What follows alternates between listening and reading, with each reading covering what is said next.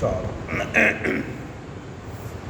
સ્વામિનારાયણ હરે. તારીખ આજે 7 ફેબ્રુઆરી 2026 રોજના અનુક્રમમાં આપણે શ્રી રામાનુજાચાર્યકૃત વ્યાસસૂત્રનું જે શ્રીભાષ્ય જે છે તે જોઈ રહ્યા છે. આજે 7 ફેબ્રુઆરી જ થઈ ને? હા, 7 ફેબ્રુઆરી. હવે ગઈકાલે આપણે જોયું કે ભાઈ એ ભગવાન જે છે તે દરેક જીવને વિશે રહ્યા છે અને એ જીવ પ્રત્યે રહ્યા ભગવાન જે છે તે બ્રહ્મનું એટલે ભગવાનનું એકત્વ છે, એટલે બ્રહ્મ એકત્વ છે. પણ જીવોનું એકત્વ નથી. કોઈ દરેક શરીરને વિશે કોઈ એક જીવ નહીં રહ્યો, બધા જીવ અલગ અલગ છે અને એ જીવના અનાદિ કર્મ અલગ અલગ છે. અને ભેદ જે છે તે જીવ જે છે તે સ્વરૂપે કરીને બધા જુદા જુદા જીવ જુદા જુદા, પણ બધાનું સ્વરૂપ એક સરખું, અણુપરિમાણ, બધા તેજસ્વી, બધામાં જ્ઞાન રહ્યું છે, કોઈ ગગો નથી, યાદ રાખજો. પણ જે જ્ઞાનનો જે પ્રમાણે ઉપયોગ કરે એ પ્રમાણે અંદર બેઠેલા કર્મફળ પ્રદાતા ઈશ્વર અને ફળ આપે. તમે જ્ઞાનનો માયામાં ઉપયોગ કરો તો માયા સંબંધી ફળ મળે, ભગવાન સંબંધી ઉપયોગ કરો તો ભગવાન સંબંધી મળે. હવે ભગવાન પોતે સર્વજ્ઞ છે, તો તમે ભગવાનની ઉપાસના કરો તો તમારા આત્માનું જ્ઞાન જે છે તે પણ દિવસે દિવસે એના મૂળ સ્વરૂપને પામતું જાય, એટલે વધતું જાય. અને માયા જે છે તે જળ છે, અંધકારમય છે, એટલે એનો સંગ કરો તો તમારા આત્માનું જ્ઞાન છે તે દિવસે દિવસે ઘટતું જાય. ઘટતું જાય એટલે એની કંઈ ત્રિજ્યા ઘટી નહીં જતી કે ભાઈ પેલો આમ જોતો હોય ને પછી એને કેટરેક્ટ આવે ને એટલે મોતિયો થાય ને પછી એને દૂરનું જરા ઝાંખું દેખાય, એવું નથી. પણ કહેવાનો મતલબ શું છે કે આ શરીર જે છે એને વિશે જે આત્મા રહ્યો છે અને એ પોતે આત્મા જે છે તે જ આ શરીરનો ધારક, નિયંતા અને શેષી છે. એટલે એક ક્ષેત્રજ્ઞ છે, એ કંટ્રોલર છે, આપણી ભાષામાં એ નિયામક છે. પણ હવે માયાનો સંગ કરી કરીને, એકચ્યુઅલી માયાનો કુસંગ કરી કરીને એ આત્મા પોતે આ બોડીમાં, આ શરીર રૂપી જે નગરી એને વિશે રાજા છે. તો ભગવાને વચનામૃતમાં કહ્યું ને, એની જગ્યા પર એ પોતે પોતાને એકદમ હોશિયારો સમજવા માંડે છે અને આ ઇન્દ્રિયો અંતઃકરણનો ગુલામ થઈ જાય છે. હવે આ જે ઇન્દ્રિયો અંતઃકરણનો ગુલામ થયો, વિષય જે બાહ્ય છે એને અનુવર્તી એ જે ઇન્દ્રિયો અંતઃકરણને વર્તાવવા માંડે, બસ આ એનું અજ્ઞાન. એકચ્યુઅલી એ ધારે તો પોતે પોતાને વિશે રહેલા પરમાત્માનું સમ્યક દર્શન, સમ્યક એટલે જેવા છે તેવું દર્શન કરી શકે છે. મનુષ્ય જન્મમાં ઘણા બધા વંડર્સ રહેલા છે. વંડર્સ એટલે આશ્ચર્ય. તમે મનુષ્ય જન્મમાં જે ધારો એ કરી શકો. પ્રત્યક્ષ પરમાત્માનું દર્શન કરવા માટેનો જો સૌથી સારામાં સારો તમારા માટે પ્રાસંગિક લાભ હોય તો એ મનુષ્ય જન્મ છે. મનુષ્ય જન્મ પછીની જે બીજી યોનિઓ જે છે એમાં આહાર, નિદ્રા અને મૈથુન અને ચોથો ભય, આના સિવાય બીજું કંઈ રહ્યું નથી. પણ મનુષ્ય જન્મમાં એ વંડર્સ એટલે એ આશ્ચર્ય રહ્યું છે કે તમે ધારો તો ભગવાનનું ધ્યાન, ભજન, ઉપાસના કરી શકો. એ કરીને ભગવત સાક્ષાત્કાર તમને થાય તો એ વેળા તમને તમારા આત્માનું સમ્યક એટલે જેવું છે તેવું દર્શન થાય. એટલે એ સત્યકામ, સત્ય સંકલ્પ, વિજરો, વિમૃત્યુ, વિચિકિત્સા આદિ જે આત્માના મૂળ લક્ષણો જે છે એટલે તમારા પોતાના. તો ઘણા લોકો શું કહે, મારો જીવ તો બહુ સારો છે. અરે મારો જીવ નહીં, તું પોતે જ જીવ છે અક્કલ. મારો જીવ નથી, મારું શરીર છે. પણ આપણે શું બોલીએ, મારો જીવ. એ આપણે જે બોલવામાં જે આ મિસ્ટેક એટલે ભૂલ કરીએ છીએ આપણું અજ્ઞાન છે. કેમ? આપણે પોતે પોતાને જીવ નહીં સમજતા અને શરીર સમજીએ છીએ. એટલે આપણે શું કહીએ, મારો જીવ. અરે એકચ્યુઅલી શરીર તારું છે, તું પોતે જીવ છે. એટલે જ્યાં આઈ શબ્દ લાગે છે ત્યાં હંમેશા અંગ્રેજીમાં એ કેપિટલમાં જ લખાય. આઈ સ્ટેન્ડ ફોર હું, તો હું હંમેશા કેપિટલમાં લખાય ગમે ત્યારે આવે. કેમ? એ આઈ કોઈ દિવસ મરતો નથી. I is always alive. એ ભૂતકાળ હોય, ભવિષ્યકાળ હોય કે વર્તમાનકાળ હોય, આઈ જીવતો જ રહે. કોઈ દિવસ મરેલો માણસ એની આત્મકથા લખી શકે છે કે હું મરી ગયો છું ને મારી આત્મકથા લખું છું? અરે ગાંડા, મરેલો માણસ આત્મકથા કેવી રીતે લખવાનો? એ તો જીવતો માણસ જ લખે. સમજવા જેવું શું છે, જે મરવાનું છે કે જેનો જન્મ થાય છે તે શરીર છે અને એ આપણે પોતે નથી, એ હું નથી, એ મારું છે. સમજવા જેવું છે. આપણે ઉલટું કરીએ છીએ. એકચ્યુઅલી આપણે એમ કહેવું જોઈએ કે મારું શરીર જે છે તે કેવું છે, તો સારું છે કે ખરાબ છે કે જે કંઈ છે તે વોટ્સો એવર ઇટ મે બી. પણ જીવ તો તમે પોતે જ છો. પણ અજ્ઞાને કરીને એટલે માયાનો સંગ કરીને આ બધા જે કોઈ આપણા સગા સંબંધી જેની પાસેથી આપણે આ બધા શબ્દો સાંભળીને કુસંગના શબ્દો સાંભળીને એનો અજ્ઞાનરૂપી નિશ્ચય આપણે આપણા જીવને વિશે એવો કરી નાખ્યો છે કે આપણે કોઈ આઈડેન્ટિટી પૂછે તમે કોણ, તો આપણે શું બોલીએ? પહેલાં નામ બોલીએ, હું ફલાણાભાઈ ઢીમકાભાઈ. અરે નામ તારું કાં છે? નામ તો શરીરનું છે. પછી બાપાનું નામ આવે તો બાપા કોના છે? તો શરીરના છે. આત્માનો તો કોઈ બાપા જ નથી. પછી અટક આવે, સરનેમ આવે તો અટક કોની છે? તો શરીરની છે. કુળ કોનું છે? શરીરનું છે. પછી વિલેજ એટલે ગામ આવે, જિલ્લો આવે, સમજો. પછી સ્ટેટ આવે, પછી આખું દેશ આવે. પણ આ બધામાં જે રહી છે તે કોણ છે? તો શરીર છે. એટલે તમે બધા જે કંઈ ઓળખાણ આપો તો શરીરની આપો. હવે આ આપણે કરીને આપણે એવો ઢાળો પડી ગયો છે કે જેને કરીને જન્મથી આપણા દિમાગની અંદર નહીં પણ આપણા જીવની અંદર અજ્ઞાન ઘૂસી ગયું છે કે હું શરીર છું. એટલે હું પણ આપણે હંમેશા શરીરનો ઉપયોગ કરીએ અને મારો જીવ એમ કરીને મારા પણ આપણો કેનો ઉપયોગ કરીએ? જીવનો ઉપયોગ કરીએ. પણ એક્ઝેક્ટલી ઉલટું છે. શિક્ષાપત્રી વાંચતો એને ખબર પડે. શિક્ષાપત્રીમાં ભગવાને શું લખેલું છે? હું અને મારા. તો હુંમાં ભગવાને દેહ લખેલો છે. કેમ? એ દેહને વિશે પેલો હું પણ માની લે છે એટલે અજ્ઞાને કરીને. આઈડિયા આવે છે? ભગવાને બહુ ઇન્ટેલિજન્સથી આ લખેલું છે કે હું એટલે દેહને વિશે અહમ બુદ્ધિ. જો અહમ બુદ્ધિ એ માયા એટલે અજ્ઞાન છે. એટલે દેહને વિશે અહમ બુદ્ધિ એટલે એ દેહને પોતે પોતાનો નહીં માનતો, દેહ પોતે છે એવું જ માને છે કે હું દેહ છું. એટલે અહમ બુદ્ધિ. અહમ સ્ટેન્ડ ફોર હું. એટલે દેહને વિશે હું પણ. એટલે આપણે શું કહીએ? હું બહુ રૂપાળો છું, હું બહુ કાળો થઈ ગયો છું. અરે ભાઈ, હું કાળો કે ગોરો થતો જ નથી. હું તો જેવો છે તેવો ને તેવો જ રહી છે. એ અજ્ઞાન છે. સમજો? આઈડિયા આવે છે કંઈ? શરીરને ફરક પડે છે. શરીર જે છે એનો જન્મ થાય છે એટલે એનું મૃત્યુ જે છે તે થઈ શકે છે અને એની બધી અવસ્થા ભેદ થાય છે. પણ એ શરીર જે છે તે હું નથી. હું કોઈ દિવસ મરતો નથી. ભૂતકાળમાં પણ હું હતો, વર્તમાનમાં પણ હું છું અને ભવિષ્યમાં પણ હું તો રહેવાનો જ. મારો એક મિત્ર હતો, એને કોઈ કહે ને જો મગજમારી નહીં કરતો નહીં તો હું નહીં કા તું નહીં. તો એ શું કહે ખબર? હું તો ખરો જ. તું હોય કે નહીં હોય એની કોઈ ગેરંટી નથી. આટલી દાદાગીરી એની. શું કહે? હું તો ખરો જ. હવે એ અજ્ઞાને કરીને કહેતો હતો પણ એકચ્યુઅલી આ ફિલોસોફી છે કે હું કોઈ દિવસ મરતો નથી. મરે કોણ છે?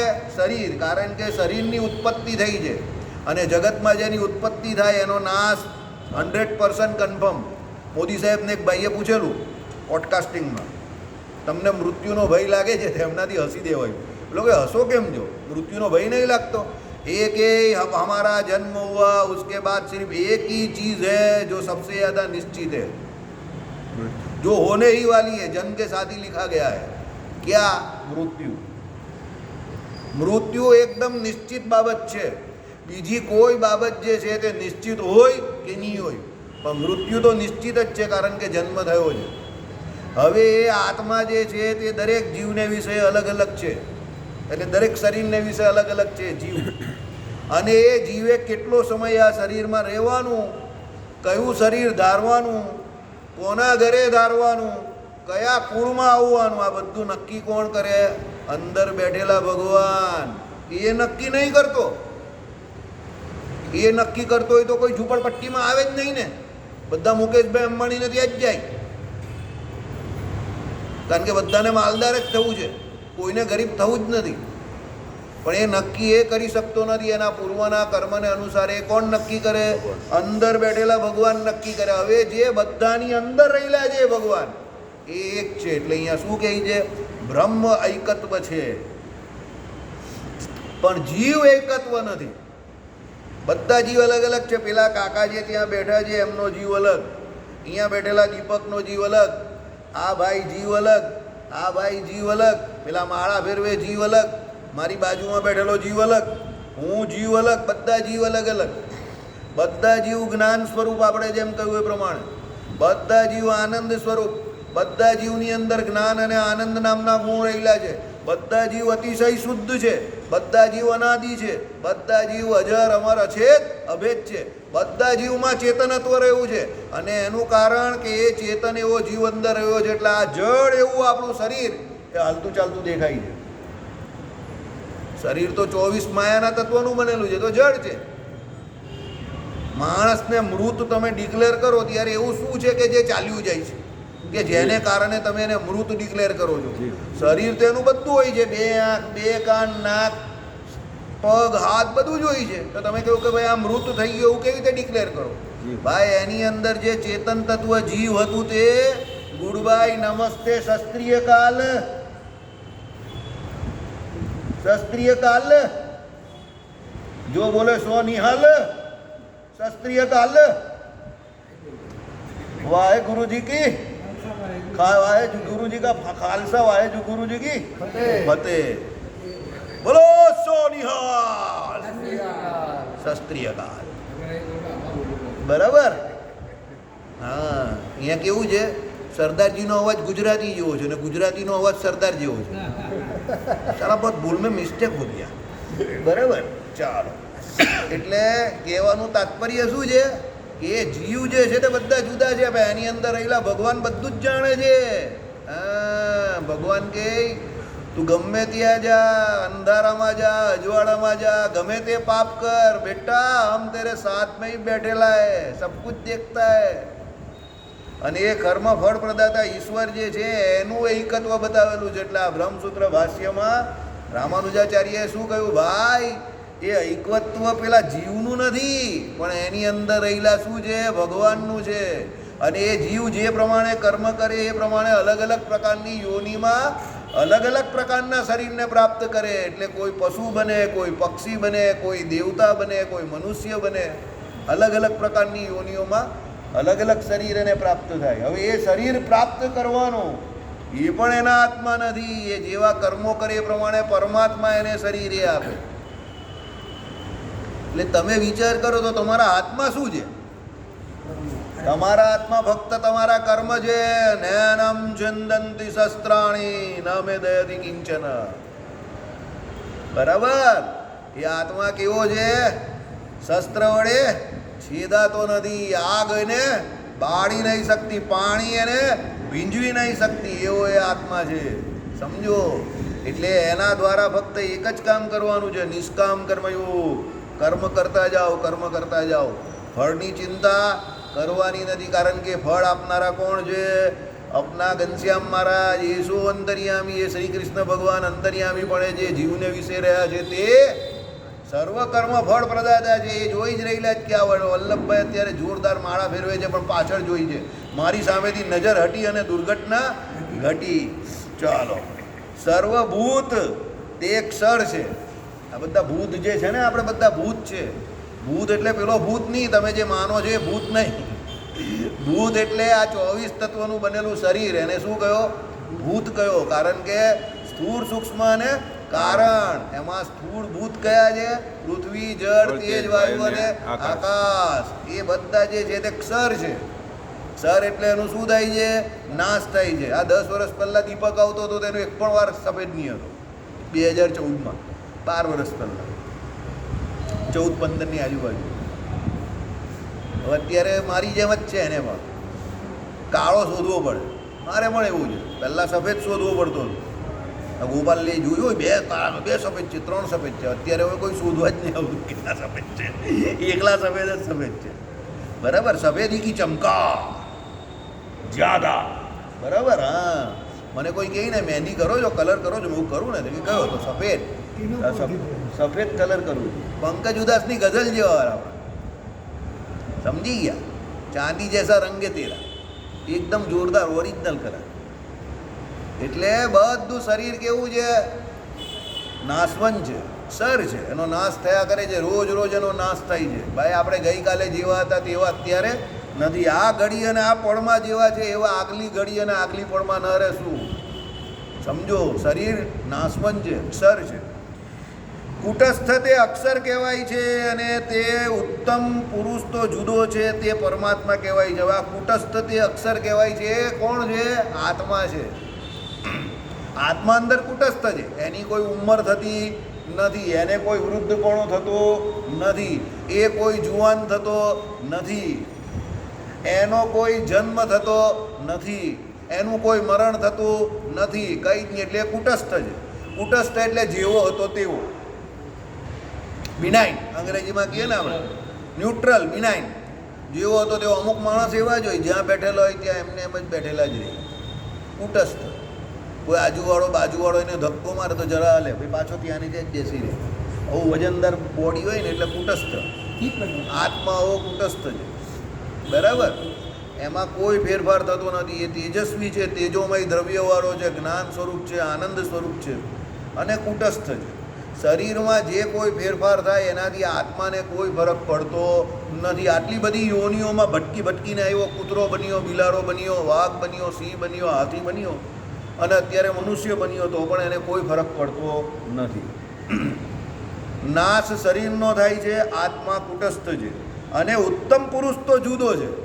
હવે એ આત્માથી પણ કોઈ જુદો છે, કોઈ હૈ જો તુમ્हें और मुझे हम सबको देख रहा है. બરાબર. હમ પ્રત્યક્ષમ પુરુષોત્તમ વાસુદેવ. બરાબર. એટલે એ ભગવાન શું કહે છે? ભાઈ હું અંદર બેઠેલો છું, હું જોઈ રહેલો છું. એ ઉત્તમ પુરુષ છે, સાંભળો. અને ઉત્તમ પુરુષ તો જુદો છે, એટલે એ આત્માથી પણ જુદો ઉત્તમ પુરુષ કોણ છે તે સાંભળો, તે પરમાત્મા કહેવાય છે. એટલે આ શરીર જુદું, એની અંદર રહેલો આત્મા જુદો, એની અંદર રહેલા પરમાત્મા જુદા. આખા શરીરની અંદર ત્રણે ત્રણ રહેલા છે. 3D ફિલ્મ છે આખી, સમજ્યા? 3 ડાયમેન્શન થિયરીથી તમે જો તો તમને ખબર પડે કે અંદર પહેલાં ભગવાન રહેલા છે જીવની અંદર. એ જીવ આખા શરીરને ધારીને રહેલો છે. એ જીવને કેટલા સમય આ શરીરમાં રહેવાનું એ કોણ નક્કી કરે? અંદર રહેલા ભગવાન નક્કી કરે. બાકી આપણે નક્કી કરી શકતા નથી. જો નક્કી કરી શકતા હોય તો જિનપિંગ અને પુતિન કહે જ છે અમારે 150 યર્સ જીવવું છે, પણ જીવવાના નથી. એ તમને હું લખીને આપું. એને જઈને કહી આવતા નહીં એ તો મારું જીવવાનું અઘરું થઈ જશે, બરાબર. પણ એ બંને નથી જીવવાના, એ હું તમને લખીને આપું. કારણ કે આવી રીતે હિરણ્યકશુપી, રાવણ, કંસ એ બધા આવું જ કહેતા હતા કે અમે કોણ છે? મુझे કોઈ નહીં માર सकता, न अस्त्र से न शस्त्र से, न दिन में न रात में, न मनुष्य न पशु पक्षी न देवता, मुझे कोई नहीं मार सकता. वो कौन कहता तो? भगवान के बेटा हम वो भला है जो शीशे से પથ્થર કો તોડતે હૈ. ભગવાને એવી રીતે કેવું પ્લાન કર્યું એને, બરાબર. ના દિન મેં ના રાત મેં. ભગવાન કઈ બોલ શું છે? તે કઈ દિવસ છે કે રાત છે? તે કઈ દિવસ પણ નથી, રાત પણ નથી. તો શું છે? શામ ઢલી હુઈ હૈ, સંધ્યાકાળ. ન ઘર મેં ન બહાર. ભગવાન કઈ બોલ ઘરમાં છે કે બહાર છે? તો એ ઉમરા પર હતો. પછી શું કહેલું? ન જમીન पे न आसमान में. ભગવાન કઈ બોલ જમીન છે કે આસમાન? કે જમીન પણ નથી, આસમાન પણ નથી, ભગવાનના ખોળામાં. પછી ભગવાન કઈ બોલ દેવ છે કે મનુષ્ય, પશુ છે કે પક્ષી? તે કઈ કોઈ નથી. બ્રહ્માજીની બનાવેલી સૃષ્ટિમાંનું કોઈ પ્રાણી? તે કઈ ના નથી. અધ મનુષ્ય, અધ પશુ, આવું શરીર. ભગવાન કઈ બોલ અસ્ત્ર છે કે શસ્ત્ર છે? એના અસ્ત્ર પણ નથી ને શસ્ત્ર પણ નથી. અસ્ત્ર એટલે શું અને શસ્ત્ર એટલે શું એ પહેલાં સમજી લો. મંત્ર બોલીને જે મંત્ર ઉચ્ચારણથી ચલાવવામાં આવે તે અસ્ત્ર, બ્રહ્માસ્ત્ર. એટલે બ્રહ્માજીનો મંત્ર બોલવો પડે, બ્રહ્માજીને રાજી કરવા પડે, એટલે બ્રહ્માજી અસ્ત્ર તમને આપે અને તમે એ ચલાવો. એ મંત્ર બોલીને ચલાવે અસ્ત્ર. વરુણાસ્ત્ર, પાશુપતાસ્ત્ર. વરુણજીનું અસ્ત્ર એ વરુણાસ્ત્ર, એનાથી વરસાદ થાય. અગ્નિ અસ્ત્ર, તેનાથી આગ સળગે. એટલે એ દેવતા આવીને એ તમને ચલાવી જાય તમારા માટે, કે એ દેવતા ચલાવે ને તમારે ખાલી જોવાનું, તમારે મંત્ર બોલવાનું. આ અસ્ત્ર. શસ્ત્ર કયું? તલવાર, ભાલો. ગદા, હાથથી જે ચલાવવામાં આવે તે શસ્ત્ર, અને મંત્ર બોલીને જે ચલાવવામાં આવે અસ્ત્ર. એટલે ભગવાને શું પૂછ્યું? બોલ, અસ્ત્ર છે કે શસ્ત્ર છે? એ કે અસ્ત્ર પણ નથી, શસ્ત્ર પણ નથી. તો શું છે કે નાખૂન હે. લીલું છે કે શું? ભગવાન કે ઓકે, ઇઝ ઇટ ઓકે? તો પેલાથી તો બિચારાથી શું બોલાય? ઓકે જ કેવું પડે ને. ભગવાન કે તેરા ટેમ ખતમ, મુલાકાત કા વક્ત ખતમ, કામ ખતમ, પૈસા હજમ. ફાડી નાખ્યા એના આંતરડું. એનું આંતરડું ભગવાને અંદરથી ખેંચી લીધું અને સીધું ગળામાં લપેટી લીધું. આમ ઋષિ ભગવાને હિરણ્ય કશુપીનું આંતરડું ખેંચી નાખેલું અંદર અને સીધું ગળામાં પહેરી લીધું. અને એવું રૌદ્ર સ્વરૂપે ભગવાનનું કે હિરણ્ય કશુપી તો ડરી જ ગયો, પણ ત્યાં જે ઊભેલા તે પણ લોકો ડરી ગયા. અને ડરી ગયા તો એવા ડરી ગયા કે લોકો એમની પાસે સ્તુતિ કરવા જતા ડરે. તો દેવતાઓને થયું કે હવે એમનો આ ગુસ્સો કોણ શાંત કરે? એટલે નારદજીએ કહ્યું કે ભાઈ માતા લક્ષ્મીજીને બોલાવો. લક્ષ્મીજી એક વખત કહેતા હતા કે અમે તમને કાયમ સૌમ્ય રૂપમાં જોયા છે, તમારો ક્રોધ જોયો નથી. ભગવાન કે એક દિન દેખેંગે ઓર આપ ભી દેખેંગે તો બહુ ખૂબ દેખેંગે. પણ લક્ષ્મીજીએ પણ એ રૂપ જોયું તો લક્ષ્મીજી પણ થાળી લઈને ગયા એટલે લક્ષ્મીજી કહે કે આવું રૂપ તો મેં પણ નહીં જોયું. થાળી બારી બધી નીચે પડી ગઈ આરતીની.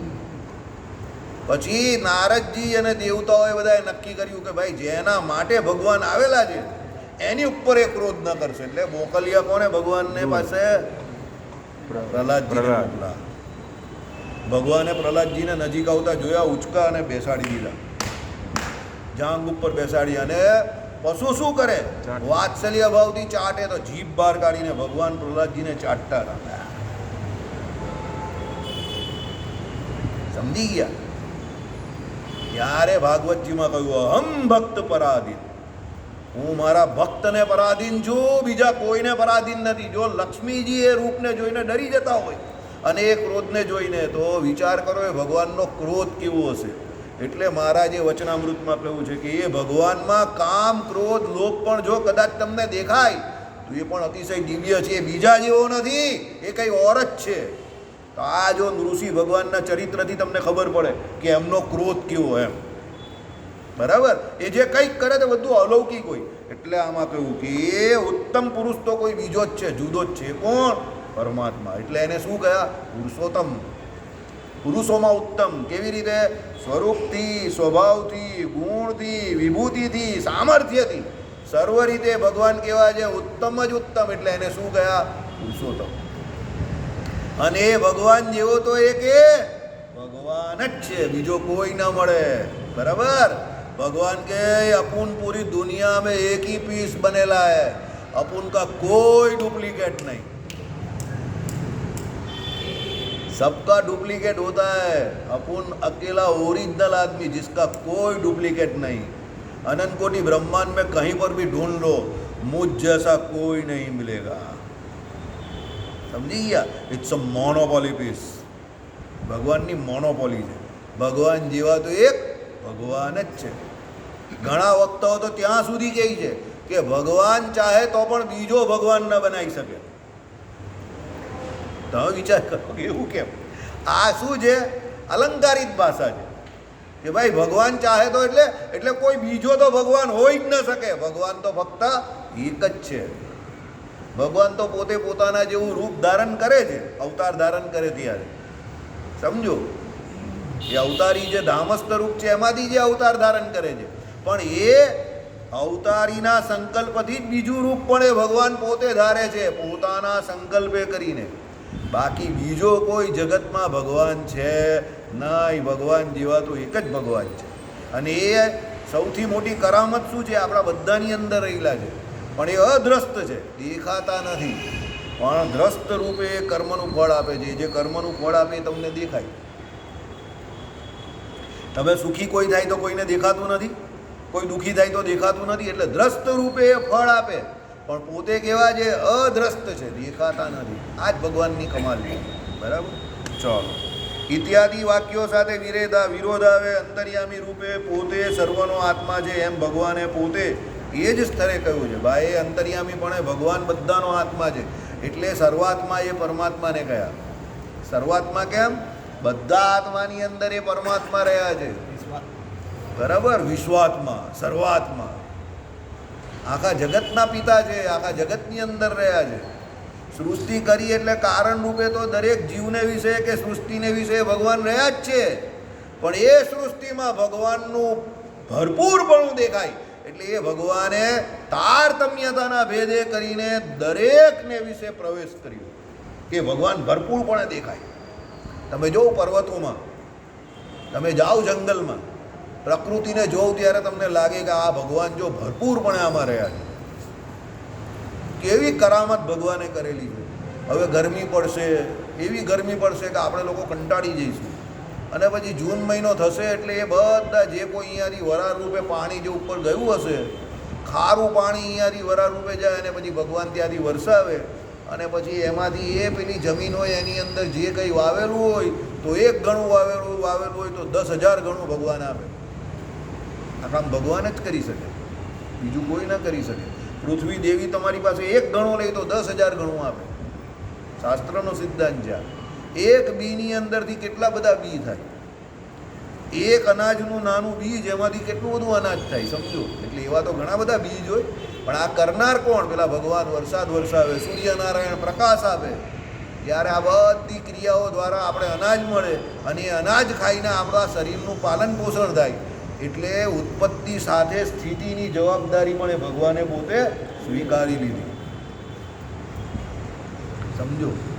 અને જ્યારે ભગવાનને એવું લાગે કે અભી ઇનકા ટાઈમ ખતમ, તો પ્રલય પણ એ ભગવાન જ કરી નાખે. આખી સોનાની દ્વારકા બનાવે અને પાછી 100 વર્ષ પછી એને ઉગાડી પણ દે, કોઈ અફસોસ નહીં. હસતા હસતા ચાલ્યા જાય. ઉદ્ધવજીને શું કહે? ચલા જા. ઉદ્ધવજી કહે કે પછી આ બધું યદુવંશીના બધાનું ચલા જા, નિકલ જાય યહાં સે. આ બધું જવાનું, એક કે બાદ એક સબ જાયેંગે. આખી દ્વારકા ડૂબવાની છે, તું ચાલ્યો જાય અહીંયાથી બસ. અને મારા સ્વરૂપનું જ્ઞાન તીર્થોમાં વિચરતા જે કોઈ પણ ભગવત ભક્તો એને આપજે. ખાસ કરીને કોનું નામ દીધું એમણે? મહાત્મા વિદુરજીનું નામ, મૈત્રેય ઋષિનું નામ દીધું કે ભાઈ તું મારા સ્વરૂપનું જ્ઞાન આપજે. અને પછી તમે ક્યાં જજો? બદ્રિકાશ્રમમાં પધારજો. અને બદ્રિકાશ્રમમાં પણ તમારે જઈને આ જ વાત કરવાની છે. કઈ? ભાઈ નીચે નર રૂપે જે શ્રી કૃષ્ણ પુરુષોત્તમ નારાયણ હતા એના જ ચરિત્ર બદ્રિકાશ્રમમાં પણ જઈને ગાવાના છે, સમજો. તો બદ્રિકાશ્રમમાં પણ લોકો હરિભક્તો જે છે તે સત્સંગ કરે છે અને આ જ ચરિત્રો ગાય છે, ભગવાનના ચરિત્રો ગાય છે, ભગવાનની આજ્ઞાથી ગાય છે, ભગવાનના સ્વરૂપના નિશ્ચયને અતિ દ્રઢ કરે છે. એટલે ભગવાનની કથા વાર્તા ગુણ સાંભળવા તો બહુ ઉત્તમ કામ છે. કેમ? ઉત્તમ પુરુષ જેનામાં ઉત્તમ લક્ષણો, અનંત કલ્યાણકારી ગુણો રહ્યા છે એની કથા છે, કોઈ એંજી પેંજીની કથા થોડી છે. એટલે એ સર્વાત્મા એવા પરમાત્મા દરેક જીવ પ્રત્યે રહ્યા છે. હે અર્જુન, ઈશ્વર સર્વભૂતાનાં હૃદ્રેશ અર્જુન તિષ્ઠતિ ભગવદ્ ગીતા સર્વસ્ય ચાહમ હૃદિ સન્નિવિષ્ટઃ. હે અર્જુન, ઈશ્વર સર્વભૂતના હૃદય પ્રદેશમાં રહેલો છે. આપણા બધાના હૃદયને વિશે ભગવાન રહેલા છે. આપણે હમણાં વાત કરીએ એ પ્રમાણે શું? આપણું શરીર એનો હૃદય પ્રદેશ, એને વિશે આપણો જીવ, અને જીવને વિશે ભગવાન. સર્વના હૃદયમાં હું બેઠેલો છું. કોણે કહ્યું? ભગવાને અર્જુનજીને કહ્યું ભાઈ બધાના હૃદયમાં હું બેઠેલો છું, બરાબર. એટલે તારી અંદર અત્યારે જે આ ગડમથલ ચાલી રહેલી છે, તું અહીંયાથી જે ફૂડકી થવાના ચક્કરમાં છે, वो अपन को मालूम है कि अभी तू ढीला पड़ गईला है. गांडीव तुम्हारा एकदम अकेला हो गया है, हाथों में सन्नाटा छा गया है, जिगर टूट गया है तुम्हारा, ठंडा पड़ गया तू. लेकिन ये कायरता तुम्हें शोभा नहीं देती, क्योंकि तुम कौन हो? क्षत्रिय हो. तो अपने धर्म का पालन करो और उठाओ गांडीव અને યુદ્ધ કર. ભગવાન ઓળખી ગયા કે કમજોર પડી ગયા ભાઈ. સામે જોયા ને બધાને.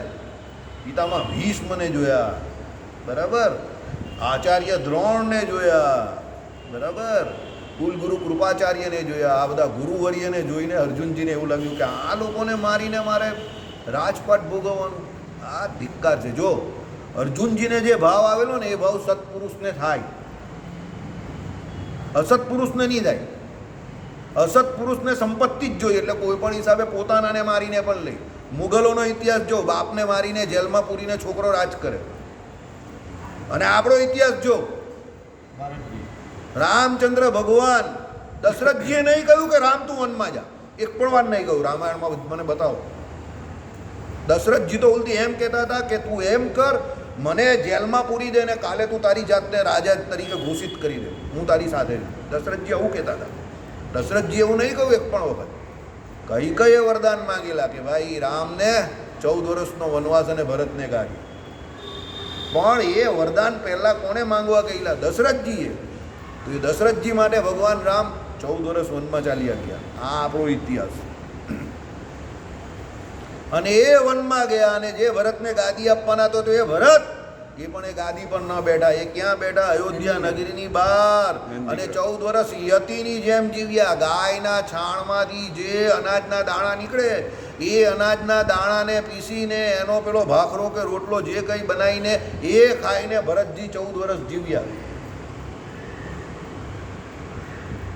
આ આપણો ભારત દેશની સંસ્કૃતિ છે. અહીંયા ભાઈ ભાઈને મારતો નથી. અત્યારે જે થઈ રહેલું છે કે ભાઈ ભાઈનો હક ખાઈ જાય છે, આ આસુરી સંપ્રદાય યુક્ત જે લોકો છે એના સંસ્કાર છે. આપણે ત્યાં તો ભાઈ ભાઈ માટે જાન આપી દે, આ આપણી સંસ્કૃતિ છે. દીકરા બાપ માટે જાન આપી દે, આ આપણી સંસ્કૃતિ છે. પિતામાં ભીષ્મ એના બાપાની ખુશી માટે શું કહ્યું? બ્રહ્મચારી. અખંડ બ્રહ્મચર્ય વ્રતનું પાલન કરીશ. તમે લગ્ન કરી નાખો, અખંડ બ્રહ્મચર્ય વ્રતનું પાલન કરીશ. ये मेरी भीष्म प्रतिज्ञा है. બરાબર બાપના લગ્ન કરાવી નાખ્યા. આ આપણો દેશ છે.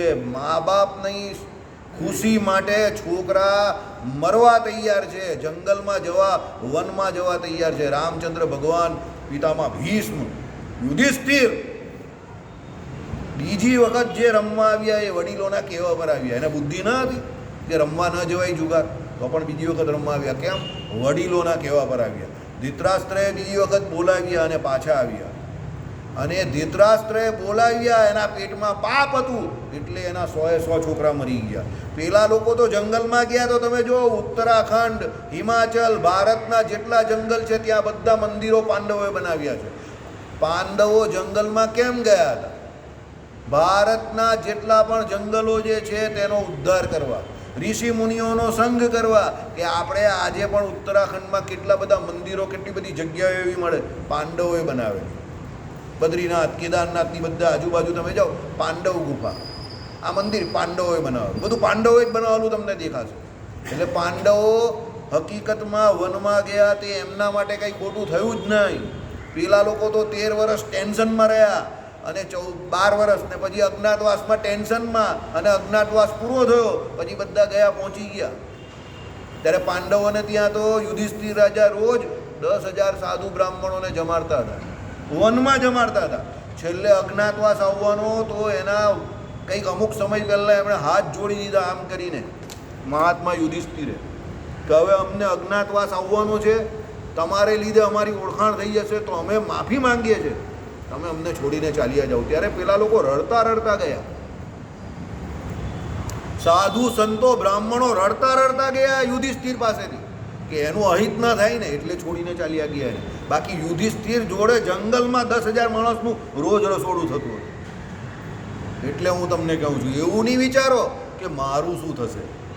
વિચાર એવો કરો, રોજ 100 માણસને જમાડીશ. રાજા જેવું વિચારો. Think like a king, one day you will become a king. ભિખારી જેવું વિચારશો તો એવા જ થશો. રાજા જેવું વિચારો તો રાજા થઈ જશો. શ્રીપતિમ શ્રીધરમ સર્વદેવેશ્વરમ ભક્તિધર્માત્મજમ